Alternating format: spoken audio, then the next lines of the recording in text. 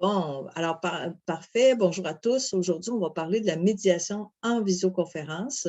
Je vais présenter les grandes lignes de mon guide pratique sur la médiation par visioconférence, aspect pratique, que vous pouvez obtenir à partir de mon site web célinevallière.com. Donc, vous allez sur le site et vous vous inscrivez à l'infolette et on vous envoie le guide pratique pour la médiation par visioconférence. Alors, comment on va procéder? Je vais vous présenter des grandes lignes, ce qui me vient à l'esprit, ce qui est vraiment important à retenir là-dedans, ce que j'ai appris de la pratique vraiment sur le terrain, qu'est-ce que ça donnait, les écarts, évidemment, et mon fonctionnement. J'ai invité les gens qui sont présents à poser des questions que je vais répondre au fur et à mesure. Alors, tout d'abord, je ne suis pas une technicienne. Je suis vraiment même une maman dinosaure par rapport aux technologies de l'information. J'avais beaucoup de résistance à plonger là-dedans. Moi, je veux vous le dire tout de suite, là, pas nécessairement d'être bon en technologie parce que, franchement, je pense que la techno, les gens se sont habilités. Au niveau, moi, je me suis habilitée, je suis plus technologique que je l'étais à cause de la fameuse pandémie. Mais je pense qu'au niveau sociétal, on a fait un bond incroyable et des gens qui n'avaient aucune idée comment ça fonctionnait, les visioconférences, Skype ou des choses, maintenant, ils sont capables. Donc, nos clients sont maintenant capables, les professionnels sont plus capables. J'ai parlé avec des gens aussi qui étaient comme moi, qui se sentaient comme un peu dépassés par la technologie, mais qui ont quand même très bien tiré leur jeu, l'épingle du chapeau, c'est ça l'expression. Bon, alors, au niveau de la plateforme que j'utilise pour faire mes visioconférences, moi, j'utilise Zoom. Pourquoi? Parce que Zoom, c'est très simple. Et d'ailleurs, c'était aussi une recommandation de l'Association des médiateurs familiaux, l'Institut d'arbitrage et de médiation du Canada suggérait d'utiliser Zoom. Donc, moi, je dis OK, ça vient d'eux, je vais aller voir. Et c'est simple, c'est convivial pour créer des salles de caucus, des salles en Europe, on parle de apartés. Donc, pour faire des apartés, ça va facilement. Les gens, pour s'inscrire, vous leur envoyez le lien, ils ont juste à cliquer sur le lien et tout. Ils n'ont pas installé rien. Donc, ça va très, très bien.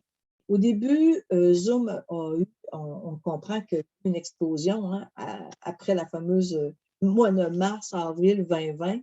Ils ont eu des problèmes de sécurité, mais ils les ont corrigés. Donc, au niveau de la sécurité, il y a quand même des bons paramètres. Puis, on peut aussi, nous, faire, dans certains paramètres, faire en sorte de protéger la confidentialité, protéger ce qu'on va faire.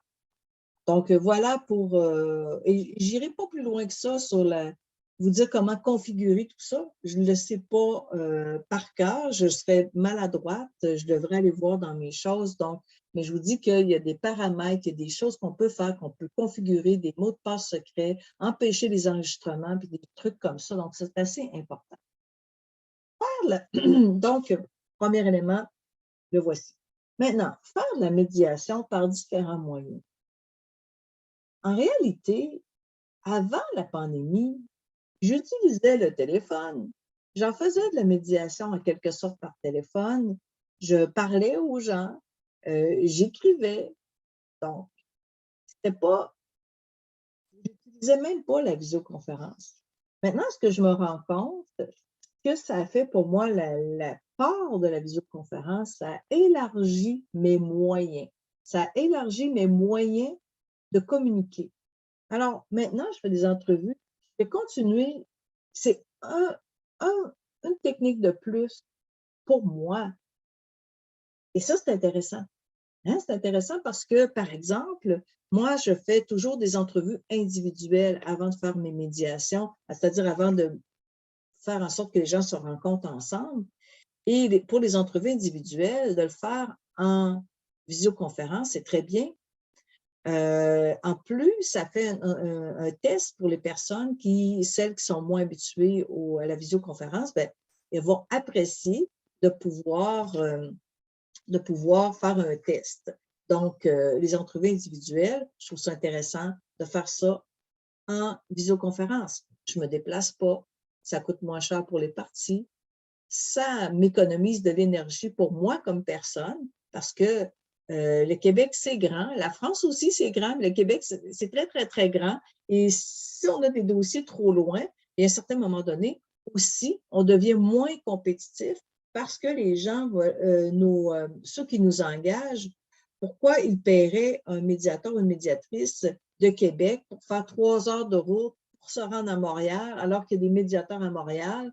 Donc, ça prend beaucoup, beaucoup d'intérêt à votre personne comme médiateur, à vos compétences pour retenir vos services. Donc, je pense que le fait d'amener la visioconférence, en tout cas, pour moi, ça m'a rendu plus compétitive si je pense juste simplement aux services que je peux rendre à mes clients. Donc, si mes prix sont devenus meilleurs parce que je coûte moins cher en frais, je gagne moins en énergie de temps et de déplacement. Maintenant, est-ce que ça doit devenir juste visioconférence? Bien, sincèrement, je ne pense pas. Et là, entendez, là, je ne suis pas pour visioconférence à 100% dans tous les dossiers. Ici, là, cette webinaire, ce monologue que je suis en train de vous faire, bien, c'est ça pour vous dire que je ne veux pas faire l'apologie de la médiation par visioconférence, mais Seigneur Dieu, que ça nous donne un bel outil pour augmenter, pour bonifier notre offre. Alors ça, c'est pourquoi s'en passer. Moi, je vous dirais que j'ai commencé récemment une médiation. Les gens sont à Montréal, je suis à Québec. Alors, c'est quand même 3 heures de route, 2 heures et demie, bon, quand ça va bien, mais c'est 3 heures avec le trafic. Et j'ai fait mes entrevues individuelles. C'est un dossier relationnel, c'est un conflit relationnel. Je vais vous en parler juste comme ça. C'est évidemment en toute confidentialité. Et je vais répondre à la question que je vois là. Donc, c'est une question de microagression. Là, ça, c'est sensible, la microagression. Donc, c'est un employé qui a dit une blague à sa gestionnaire qui faisait allusion à la couleur de sa peau. Bon, c'était peut-être pas la meilleure blague, mais pour lui, c'était une blague. Lui, il revient toujours avec son intention de bonne humeur et pour rire. Mais la personne, sa gestionnaire, l'a reçu comme une microagression. Et elle lui a dit, tu me fais une microagression. Et pour lui, qui fait partie de la communauté LGBT, donc, lui, en revenait pas de se faire accuser d'être un agresseur. Lui a entendu, tu es un agresseur. Bon, OK, c'est pas ce qu'elle a dit. Elle a dit, tu as fait une microagression, mais il a entendu d'autres choses. Alors, toujours est-il que... Ah, un instant, j'ai un petit problème de... écran. Ah, voyez-vous, la technologie, c'est ça. Parfois, là, je suis en train de travailler sur mon écran. Ça ne fonctionne pas. Vous me voyez travailler là-dessus. C'est intéressant, hein? Mais on voit tout quand même en visioconférence. Il y a des gens qui pensent, peut-être qu'on peut manquer des choses parce que c'est en... Là, j'ai perdu mon grand écran. Et ça sera bien malheureux, un instant. Et là, je vous dis ce que je suis en train de faire. Quand on fait de la... Donc, ça va réapparaître. Quand on fait des actions en visioconférence, on dit, là, je vais partager un document. Là, je vais faire ci, je vais faire ça. Là, excusez, vous avez vu, là, ça, c'est du live, là. C'est le meilleur exemple qu'on ne peut pas voir. Puis là, j'ai eu chaud. Peut-être que ça paraît à l'écran. Donc, des fois, les gens s'inquiètent et me disent, oui, mais est-ce qu'on va capter? Mais oui, on capte beaucoup de choses. Quand même beaucoup de choses par la visioconférence. Mais je reviens à mon histoire. Donc, et j'ai une question aussi. Avec ces 2 personnes, on a commencé par faire une entrevue individuelle et à un certain moment donné, je me suis rendu compte que ça prendrait plus qu'une entrevue individuelle. Donc, j'ai fait 2 entrevues individuelles. Je suis à distance, c'est merveilleux. C'est totalement merveilleux. Et là, je vais aller rencontrer les gens en plénière. Pourquoi? Parce que c'est du relationnel. parce que ces gens-là vont continuer de travailler ensemble. Et il me semblait que c'était la meilleure façon, que c'était le meilleur moyen. C'est un sujet qui est sensible, alors, et parfois, bien, c'est essentiel que les gens se sentent, c'est bizarre ce que je viens de dire là, mais je vais changer un mot, se ressentent, ressentir, du verbe ressentir, c'est ça. Alors, et comme j'ai fait une médiation, c'était une question de pardon. Alors, encore une fois, un gestionnaire par rapport à une gestionnaire par rapport à un employé, enquête de harcèlement psychologique. La gestionnaire a été, sur un seul acte grave, la gestionnaire, l'enquêteur a décidé que la gestionnaire avait fait du harcèlement et cette gestionnaire voulait tellement, mais tellement demander pardon, s'excuser, mais à cause de toutes sortes de délais, elle n'avait pas pu le faire. Et là, on était 8 mois plus tard, on était en pleine pandémie. Et pour une histoire de pardon, je ne fais pas ça à la caméra. Non. Ça, c'est vraiment, et quand je vois la question, quels sont les cas que vous ne feriez absolument pas en visioconférence? Bien, je pense que j'ai répondu. Ces cas de sensibilité, ces cas qui sont délicats. Par contre, si on pense à des cas de transactionnels où l'objectif de la médiation, c'est d'arriver à une entente, puis un montant ou bien, la visioconférence se prête très bien. Et j'ai des médiateurs en matière familiale, et même si c'est des sujets sensibles, vont préférer faire en visioconférence et parce que ça fonctionne très bien. Et pourquoi ça fonctionne très bien, la visioconférence, quand les sujets sont super émotifs. Là, j'ai des médiateurs en familial, j'en ai quelques-uns. Quand les sujets sont super émotifs, la visioconférence est véritablement un must, un avantage incroyable. Pourquoi? Parce que les parties sont chez elles, ne vivent pas le stress, du déplacement, parfois c'est le stress du déplacement, mais surtout le stress d'être en face de l'ennemi. Parce que l'autre est un ennemi. On est en conflit, c'est pas mon ami. Si ça a déjà été mon ami, ça l'est moins. OK? Ou c'est mon ex-femme, c'est mon ex-conjoint, c'est un collègue de travail, c'est quelqu'un avec qui je vis des tensions pour qu'on soit rendu en médiation avec une personne professionnelle. Et là, donc, juste d'être en présence de cette personne, je vis du stress. Et ça, quand on est stressé, on est moins en maîtrise émotionnelle. C'est pas compliqué. Stress, maîtrise émotionnelle beaucoup moins. Et on sait que dans le conflit, dans la gestion du conflit, puis si on s'intéresse, on a trop de débordements émotifs ou si on a trop de difficultés relationnelles, ça va être impossible d'aller sur la tâche, de vouloir discuter même du budget des enfants, de la façon de fonctionner dans le travail, etc., etc. Mais parce que les gens sont dans leur maison, ne sont pas en présence de l'autre et vivent des émotions moins intenses. Et ça, c'est aidant. C'est sécurisant d'être chez soi. Et quand je suis en sécurité, je fais ça comme ça, quand je me sens en sécurité, en confiance, parce que moi, médiateur, j'aurais réussi à créer un lien de confiance avec la personne, les parties.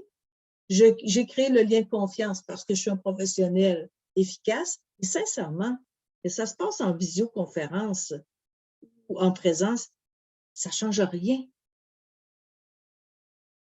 Votre capacité à créer le lien de confiance, à rassurer, à créer le climat n'est pas changé parce que c'est par visioconférence, mais pas du tout. Donc, cette capacité à créer ça et cette sécurité vont faire en sorte que dans les dossiers très émotifs, bien, ça peut être un plus.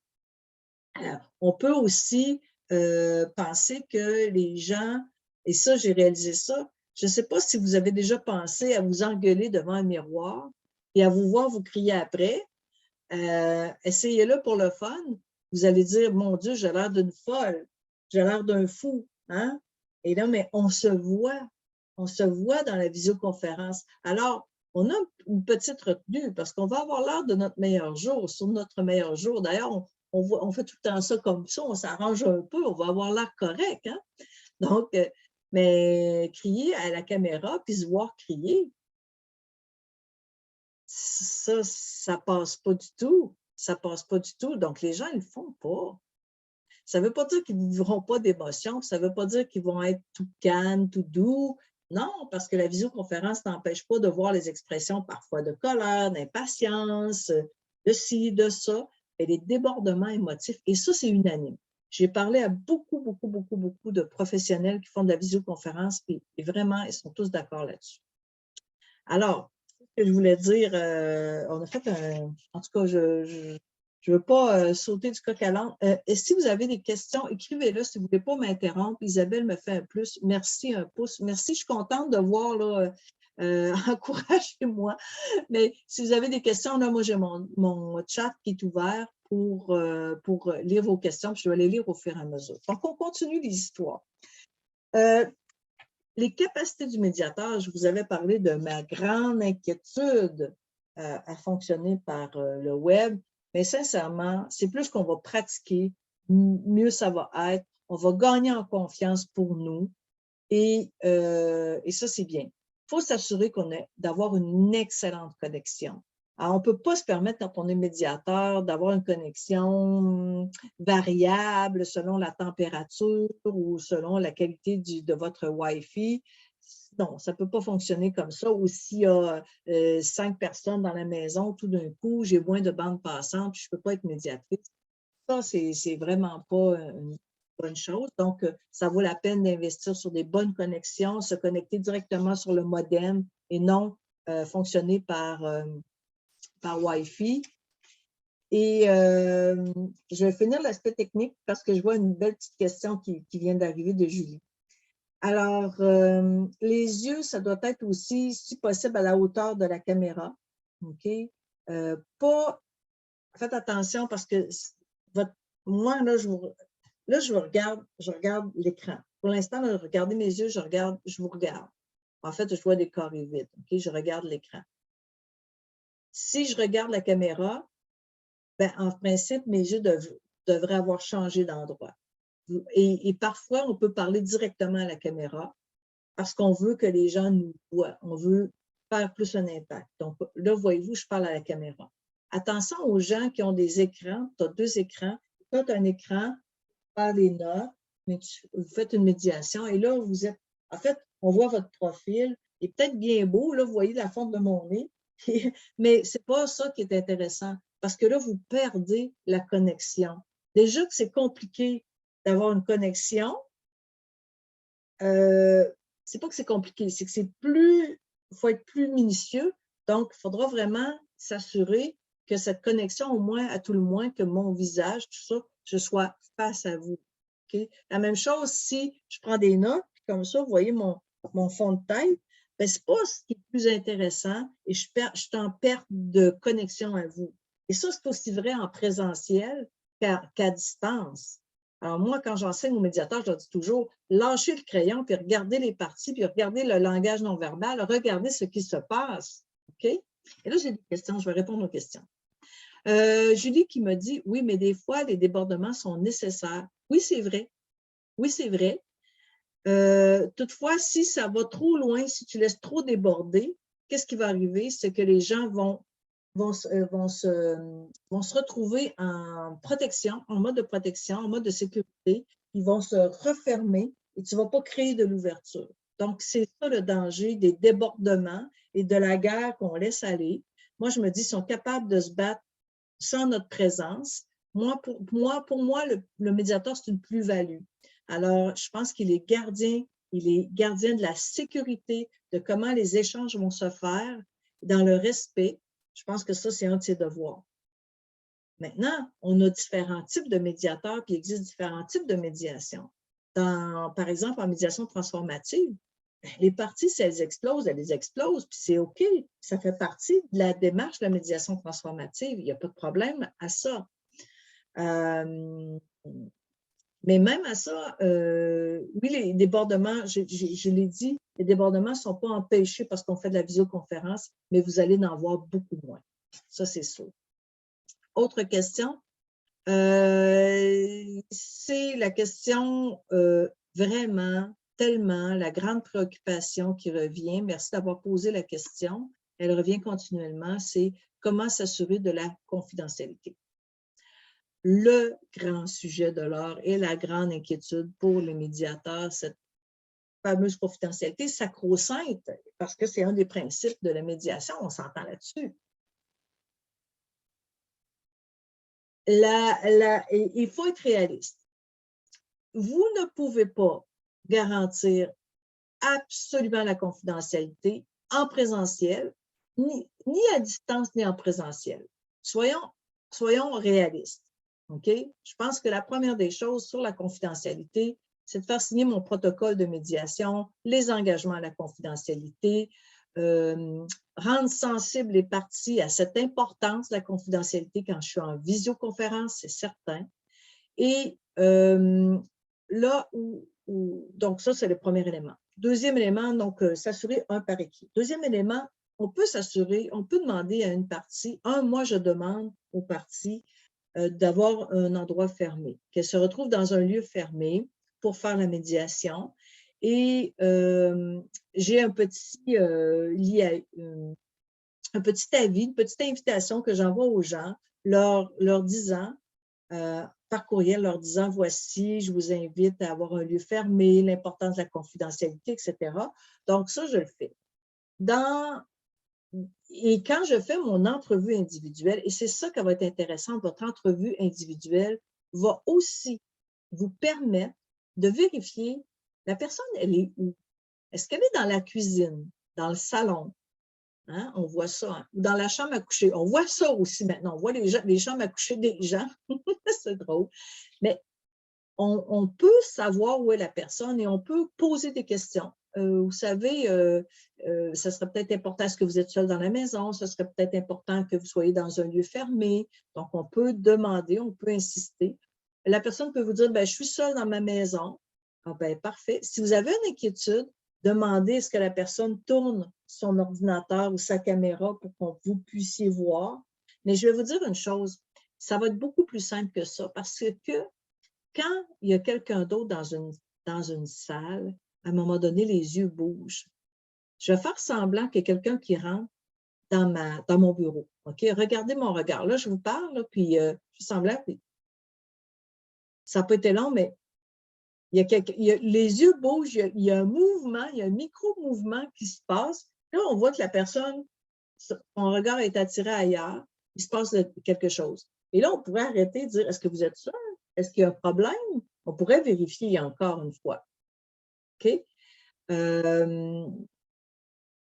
Donc, c'est comme ça qu'on peut le voir. Aussi, l'autre chose aussi qui est importante, c'est de demander aux gens de ne pas avoir derrière le fameux pont de Californie qu'on voit partout, là, mais des derrières floutés, on dit, je pense, c'est le terme, je ne sais pas si c'est un beau terme en français, mais brouillé ou encore des paysages de mer. C'est très relaxant, la mer, mais ça empêche de voir s'il y a des gens derrière. Ça empêche de voir où est la personne. Alors moi, et moi-même, comme médiatrice, je n'ai pas de paysage derrière moi. Ça, c'est moi qui l'ai collé. C'est mon originalité à moi. Mais je fais attention à ce que je demande aux personnes, bien, je le fais aussi. OK? Alors, donc, voici, ça, c'est une autre façon de s'assurer pour la confidentialité. Et sur mon logiciel, c'est impossible. Sur Zoom, on peut empêcher toute personne de faire un enregistrement de ce qui va se passer sur Zoom. Maintenant, est-ce qu'une personne pourrait enregistrer avec son téléphone cellulaire tout ce qui s'est passé en médiation? Certainement. Est-ce qu'elle pourrait le faire en présentiel? Certainement. Vous seriez étonné, et je vous invite, sincèrement, si vous avez cette curiosité, allez vérifier cliquez sur, comme mot, matériel d'espionnage. Oui, oui, matériel d'espionnage. J'ai fait la recherche et Un crayon comme ça peut avoir une caméra dedans, peut avoir un microphone, et des pinces à cravate peuvent enregistrer. Un cadran comme ça peut avoir une caméra à l'intérieur. Donc, vous savez quoi?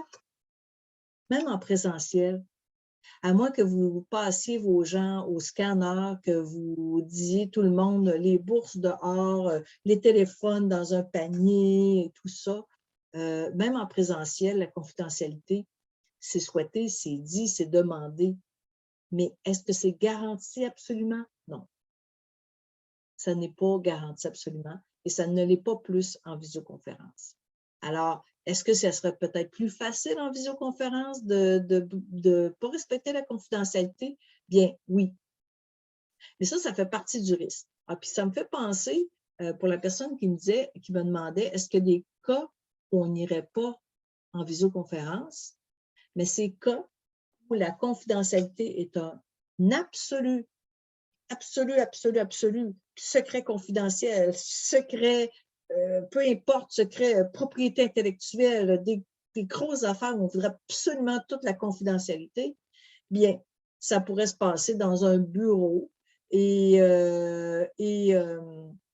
dans un bureau avec des mesures de sécurité puis des grandes mesures de sécurité pour préserver cette confidentialité. Alors non, la visioconférence dans ces cas-là ne serait pas la bonne chose. Donc, je pense que pour la confidentialité, c'était Mme Simonet qui demandait ça. Est-ce que ça va pour vous? Est-ce que c'est OK? Une autre question qui m'a été posée par Christian. Lorsqu'un participant a des problèmes techniques, comment faites-vous pour éviter de perdre le rythme et l'efficacité de la rencontre? Bonne question. Et dans un dossier, c'était épouvantable. J'ai communiqué avec quelqu'un. C'est un dossier très sensible. On le fait en visioconférence. Mais la personne, j'ai fait l'entrevue test, l'entrevue individuelle, et sa connexion était tellement mauvaise. J'avais de la misère à l'entendre. Ça coupait, ça assurait.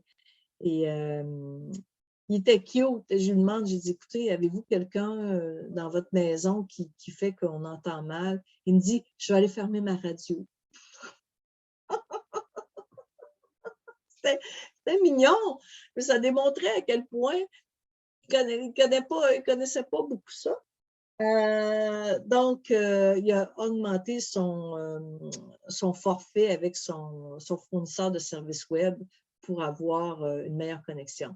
Mais un participant qui a des problèmes techniques, bien écoute, ça dépend quelle sorte de problème technique. C'est sûr que c'est comme ça va briser le rythme, c'est certain. Est-ce qu'il faut qu'il se reconnecte, connecte, déconnecte? Puis parfois, peut-être que la médiation visioconférence, ça ne sera pas le moyen, c'est tout. Je veux dire, si la personne n'est pas capable de suivre, parce que c'est quoi? Ça dépend de son problème technique, là, on pourrait reporter, on pourrait lui demander qu'elle se fasse accompagner. Si elle a un problème, est-ce que c'est un problème technique parce que c'est elle qui ne sait pas comment faire? Ou c'est un problème technique parce que c'est l'ordinateur, parce que c'est la connexion web? Il y a des endroits dans le nord du Québec où la connexion web, oubliez ça, là. Puis pas juste dans le nord du Québec, il y a plusieurs endroits au Québec maintenant. Et ça a été un grand enjeu, même politique, où on a dit au Québec, il faut que le Québec soit connecté, que tout le monde soit connecté. Mais il y a des endroits où on oubliait ça, là, les visioconférences. Alors, ça veut dire qu'on va revenir au bon vieux présentiel, c'est tout. Malheureusement, c'est ça. Ou on accepte qu'il y ait un accompagnateur pour aider la personne à, premièrement, se connecter, à faire des choses. Puis les gens sont de plus en plus habiles. Et est-ce qu'on va perdre l'efficacité de la rencontre? Bien, ça dépend ce qu'on entend par efficacité. Qu'est-ce qu'on souhaite? Est-ce qu'on souhaite qu'on puisse fonctionner quand même lentement, mais sûrement? Est-ce que ça pourrait être par téléphone? Moi, j'ai une médiatrice qui me parlait que dans un domaine, par exemple, pour la loi de la protection du consommateur, ils ont un mécanisme de médiation. Et dans ce domaine, la médiation a lieu que par téléphone. Eh oui, que par téléphone. Alors, ça pourrait être une façon de fonctionner. Pourquoi pas? On est appelé à sortir de nos zones de confort réellement. Maintenant, moi, par téléphone uniquement, oui, pour des entrevues individuelles, mais maintenant que je connais la visioconférence, c'est certain que j'aime avoir le contact avec la personne. J'aime voir son non-verbal. OK? Mais pour moi, je ne suis pas rendue juste à faire de la médiation par téléphone. Pour moi, là, personnellement, là, ce serait un pas de plus, mais je ne suis pas rendue là. Alors, Brigitte qui me pose une question, je vais lire la question. Donc, je ne sais pas, Christian, je suis désolée, je ne sais pas si j'ai répondu à ta question, mais c'est ce que je ferai, vérification de différentes sources. Oui, merci. Merci, Christian, de me faire signe que c'est OK. Brigitte qui pose la question, je comprends que vous partez donc du principe que les parties ne sont pas dans le même lieu et donc il n'y a pas de risque physique. Médiation de couple, par exemple. C'est une question intéressante.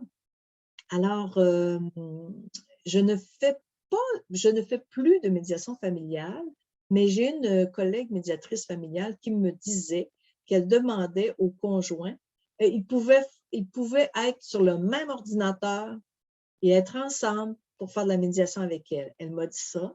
Elle m'a dit aussi, donc, c'est que ce couple a déjà une bonne entente, comme on a en présentiel. Les gens viennent en présentiel parfois, je ne dirais pas main dans la main, ils sont en divorce, mais ce n'est pas des ennemis, il y a une maturité, ils veulent de l'information, ils veulent savoir comment faire, ils veulent avoir de l'aide, une structure, et elle me contait, c'était drôle. Elle dit, tu sais, Céline, ils étaient les deux, puis on faisait la médiation sur le même ordinateur, parce qu'il y avait juste un ordinateur pour la famille, puis tu étais capable de le faire. Good! Parfois, si ce n'est pas possible, si chacun a un ordinateur, un pourrait être dans une pièce et l'autre dans l'autre pièce. Par contre, ce qu'elle me racontait, mon amie, c'est que là où il y avait des problèmes, c'est la quiétude, c'est-à-dire est-ce que les enfants ne vont pas entendre, les enfants peuvent déranger, les enfants peuvent être malades, c'est le chien, le chat, les chats. Les chats ne connaissent pas les règles de la visioconférence. Mais ça, que ce soit en médiation ou en formation, moi, souvent, je vois des chats qui passent dans l'écran. Hein? Bon, on a tous vu ça, mais comme papa et maman sont dans la maison, ben, peut-être que l'enfant, s'il n'est pas gardé, parce que là, où les parents choisissent de ne pas faire garder les enfants, c'est des coûts de moins, c'est de moins de soucis, donc ils vont... C'est juste l'organisation familiale qu'il faut vérifier. Donc, je pense que le médiateur familial doit être attentif à savoir où sont ses clients et comment ça peut fonctionner pour eux. Et parfois, il y a des gens qui sont déjà vraiment plus dans la même maison. Monsieur, puis ne serait-ce que le temps de la médiation, monsieur ou madame pourrait aller chez son ami pour faire la médiation, monsieur reste dans la maison, les enfants sont couchés. Ça peut être différentes façons d'organiser la médiation.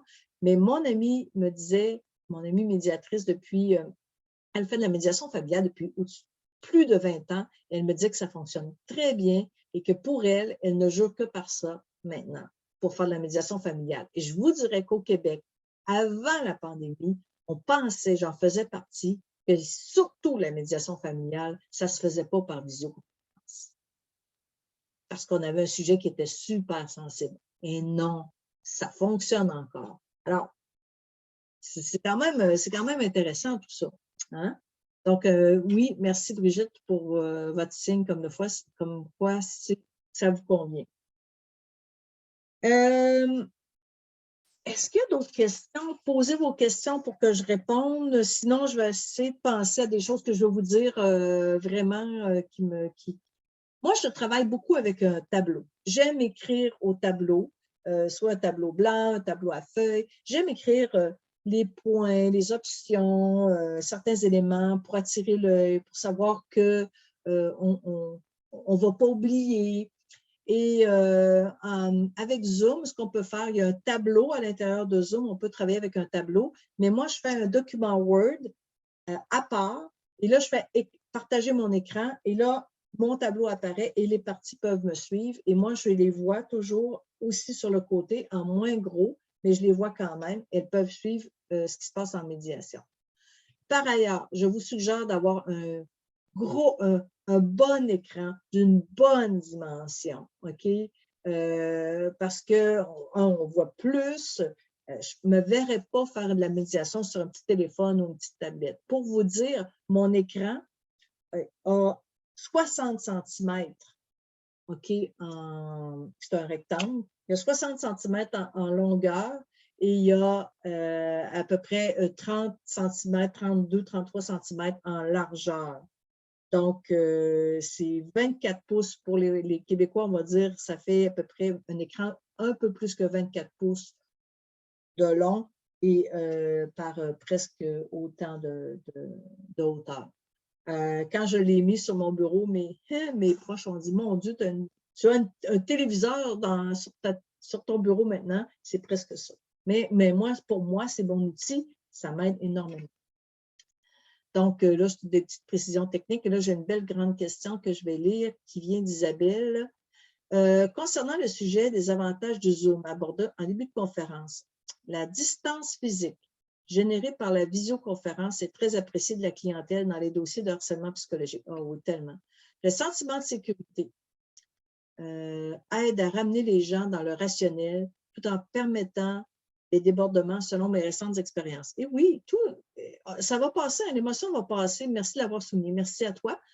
Oui, ça va passer. Si vous pensez que, oh mon Dieu, je vais moins capter le non-verbal, oui, on en perd un peu, mais je pense que vous êtes capable de sentir, me ressentir. Tantôt, j'étais là, puis j'essaie de trouver avec mon fil et mon écran. Donc, on le ressent. On ressent l'enthousiasme, on ressent la tristesse, on ressent la peine, on ressent tout ça. Puis on peut être empathique, même à distance et même en visioconférence. Puis on peut faire des silences comme juste ce que je viens de faire. Et de refaire. Et ça n'en change rien à vos techniques, à vos reflets, reformulations, etc. Ça ne change rien à ça, absolument pas. Donc, j'avais parlé d'entrevue individuelle, entrevue test, les parties, leurs capacités.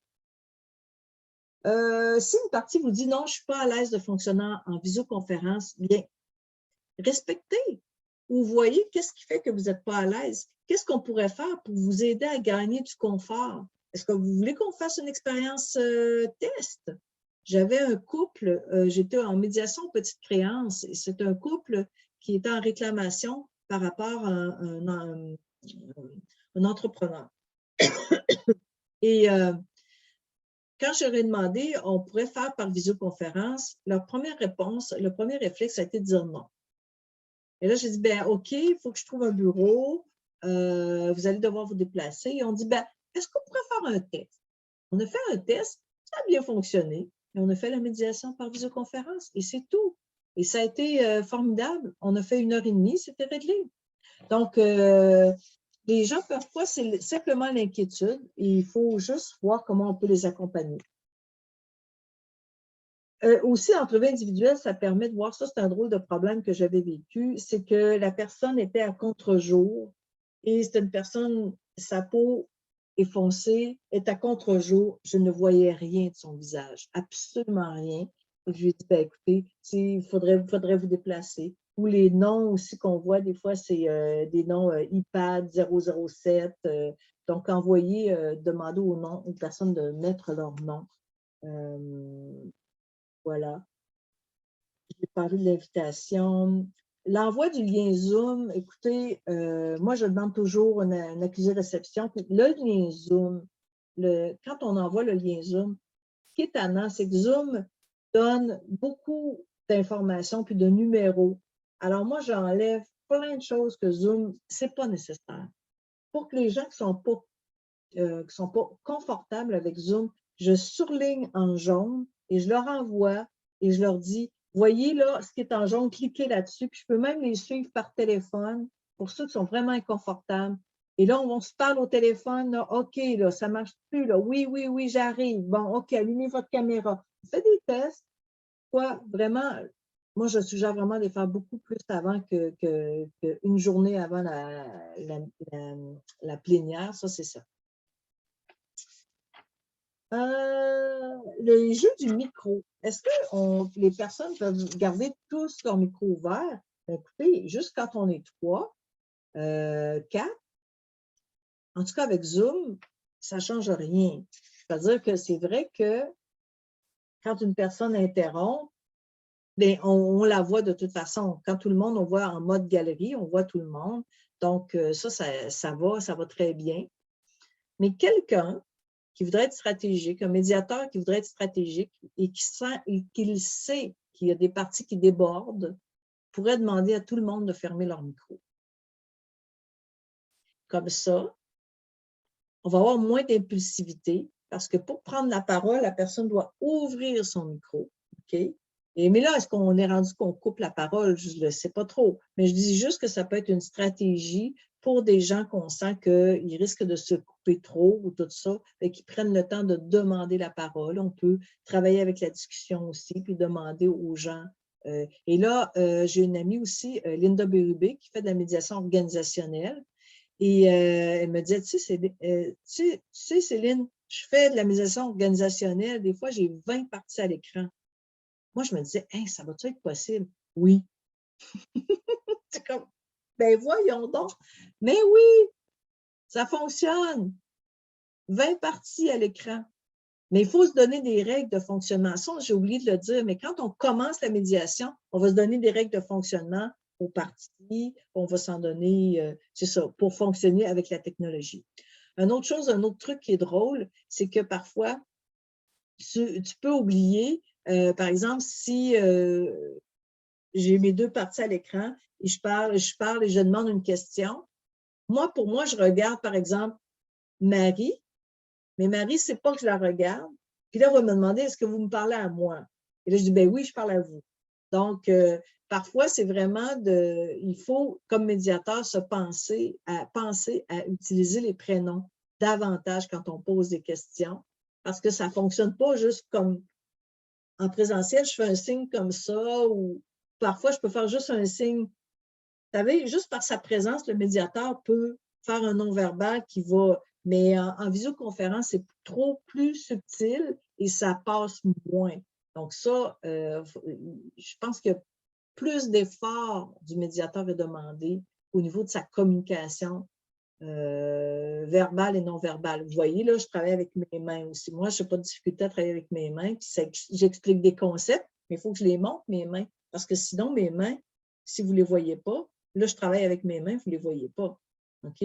Ou je m'organise pour descendre mon écran pour que on voit que quand je travaille avec mes mains, parce que mon langage, mon discours est plus congruent, ou le message va passer mieux. Et à ce moment-là, c'est important que j'ai ce souci que l'écran soit au bon endroit. Alors, ça, c'est des petits trucs au niveau du langage non verbal. Il y a Christian qui me pose la question, comment fonctionnez-vous pour la signature de documents à distance? Pour moi, actuellement, c'est un prochain défi, je te dirais, Christian. Actuellement, ce que je fais, c'est que j'envoie les documents à signer. Par exemple, j'ai une entente. Dernièrement, on a eu ça. J'ai une entente. La partie l'a signé. Elle l'a signé. Je repense au couple, le couple et le commerçant. Le dossier des petites créances, par exemple. L'entreprise, celui qui avait l'entreprise a imprimé le document. Il l'a signé. La cliente est partie, est allée chercher son chèque, son paiement. Non, ça ne s'est même pas passé comme ça. Lui, il l'a signé, il l'a scanné, il l'a envoyé au couple. Le couple, les 2 personnes ont signé. Donc, ça a été scanné, signé.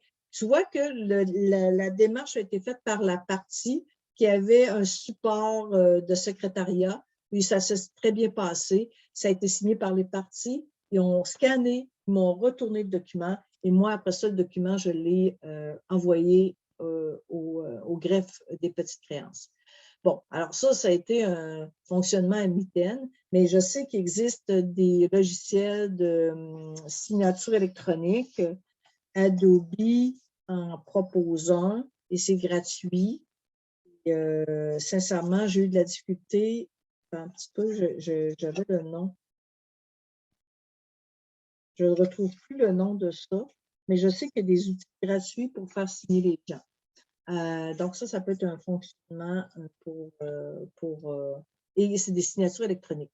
Maintenant, l'autre chose, Le problème avec ces signatures électroniques, c'est pas tout le monde qui est capable. Ça demande une habileté supplémentaire. Si je n'ai pas Adobe, comment je vais faire ça? Donc, ça demande une habileté supplémentaire. Donc, je pense qu'il faut vraiment trouver une autre façon de fonctionner avec les gens qui seraient moins habiles.